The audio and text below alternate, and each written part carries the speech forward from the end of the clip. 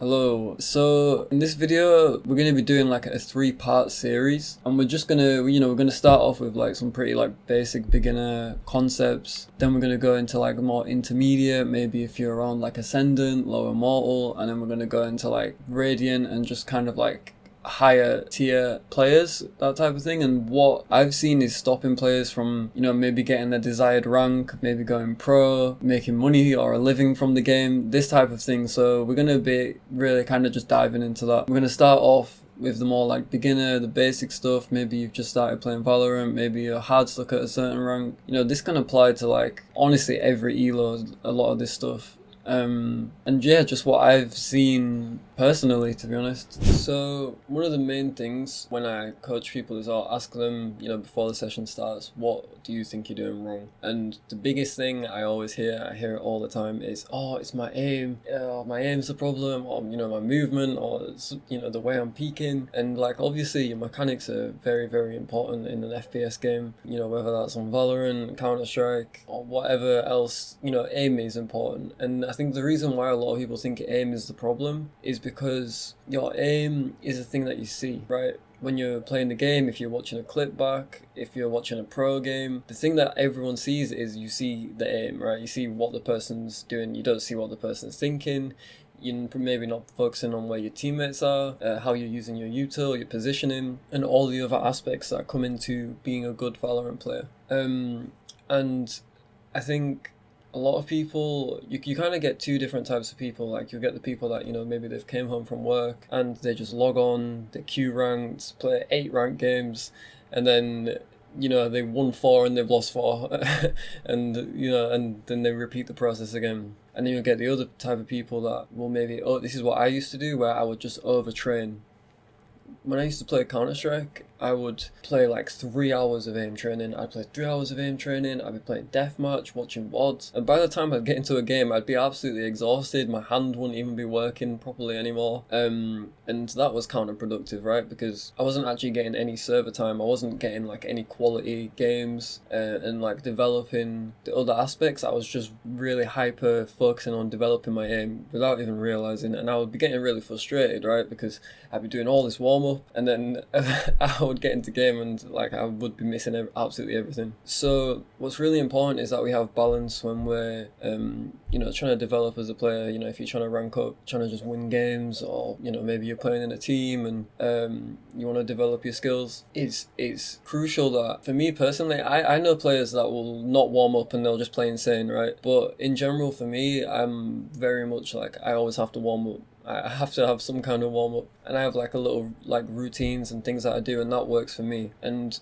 I've tried other people's routines and gotten not as much success as my own, because we're all different, right? And it's really important that when you are training your aim, we're looking at all aspects of aim, whether that's your tracking, your movement is a type of aim, right? Like there's players that have terrible aim, but their movement's insane and no one can shoot them. So your movement's important, and that's something you can practice in deathmatch. Your mouse control, Aim Labs is great for that, or Kovacs. And when you are playing something like Aim Labs, you really want to be, say for example, if I have 5 minutes to warm up and then I've got a game, I will warm up completely different to if I have half an hour. If I have 5 minutes to warm up, I'll go on something like Grid Shot. And the reason why is because Grid Shot is a great way to just get your hand muscles working, just warm them up, get your hand muscles working, get your fingers working. But Grid Shot in general is actually not a good way to train your aim. You're not actually practicing anything really. I guess you're practicing speed, but it's not really something that I do every day. I'll just do it if I really, really need to warm up fast. I'll do a kind of that type of map.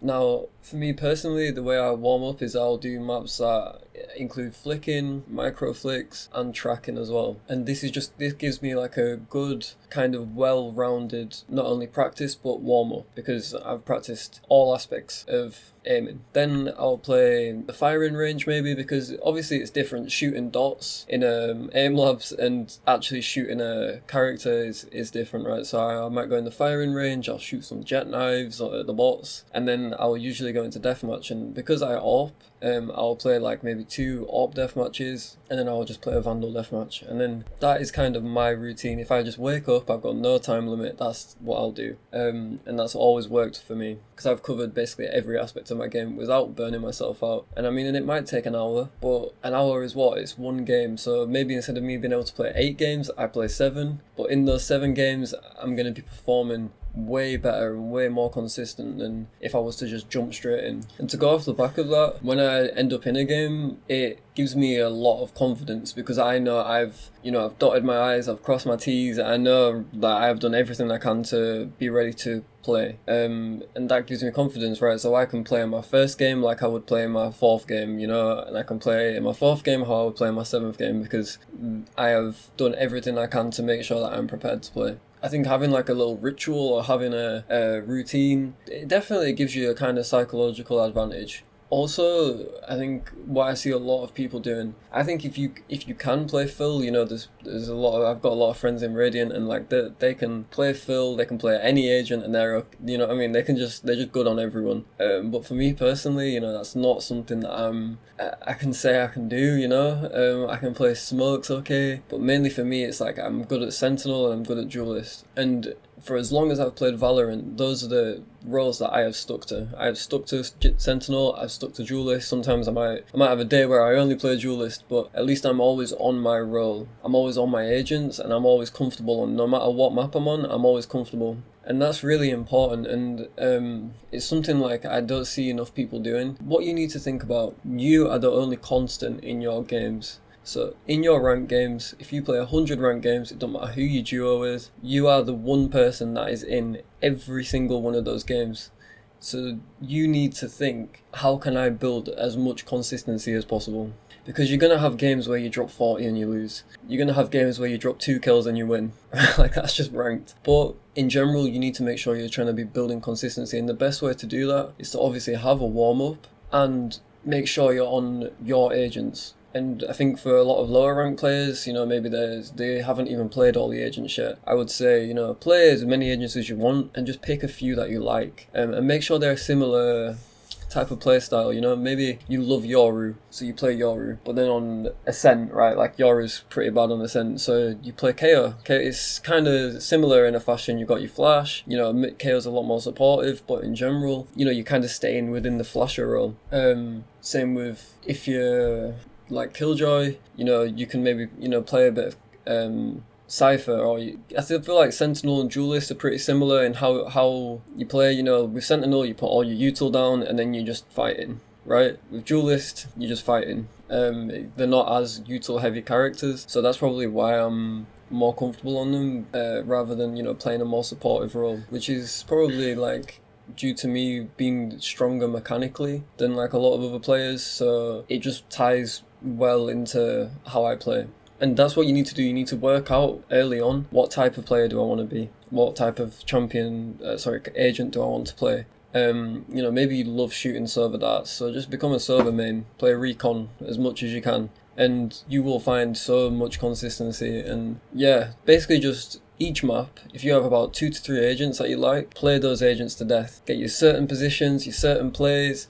And the thing is when you're not filling, right, you can watch, if you love Jet, you can watch, there's so many Jet mains on Twitch, so many people that play Cypher, Killjoy, everyone, and you can just pick a main and you can just sit and watch them, watch what they're doing, why are they doing it, ask a question in the chat, why did you do this, and you will learn so much just from playing one singular agent. And then from there, when you've developed a solid base, then you can be like, right, okay, maybe I want to try Viper, or I want to try this, or I want to try that. And you've already got the base, right? You've got the game sense, you've got the aim now, you've built some consistency, some confidence. And then you can move over and, you can try different things. Experimenting is fine. But with ranking up and just in general, you want to build consistency. If you look at someone like Ye with Bleed, they put Ye on like Sky, they put him on Viper, and he played horrible, right?